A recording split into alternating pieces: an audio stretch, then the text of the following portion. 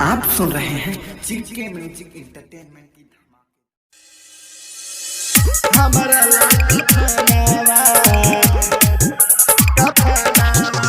DJ Kanchan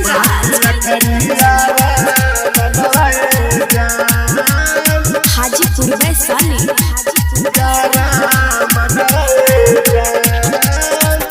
डोली में बैठ के सोना जयबू ससुराला मर जाई खाई के जान।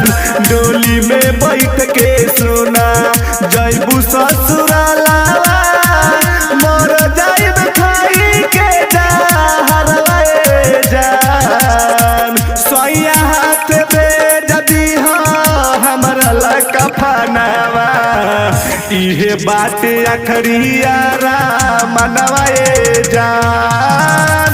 सोया हाथ पे जदी हमरा लका फनावा इहे बात अखरियारा मनवाए जान।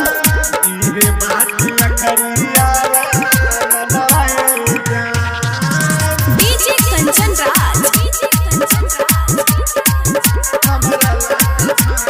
हाजीपुर वैशाली।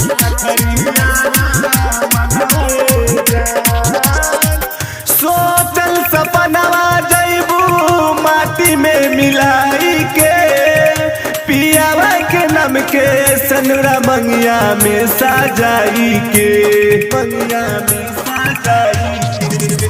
सोचल सपनवा जैबू माटी में मिलाई के पियावा के नम के सनुरा मंगिया में सजाई के।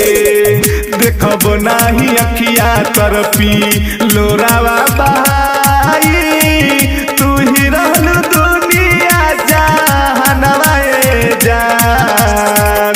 सोया हाथ भेजती हमरा लका फनावा इहे बात अखरियारा मनवाए जान। सोया हाथ भेजती हमरा लका फनावा इहे बात अखरियारा मनवाए जान। इहे बात अखरियारा मनवाए जान। डीजे कंचन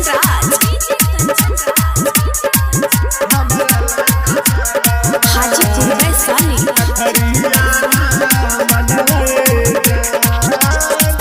किशन कमेडी के जैबू दिल से विसार के अजय रंगील के जई हो चीता में अगिया बार के चीता में अगिया बार के।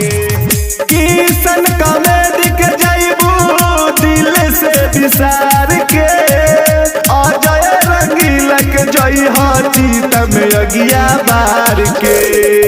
उमलेश भिखारी संगे कैलू धोखाबाजी मनलू न हमर कहनवाए जान। सोया हाथ भेजती हमरा लका फनावा इहे बात अखरियारा मनवाए जान। सोया हाथ भेजती हमरा लका फनावा इहे बात अखरियारा मनवाए जान।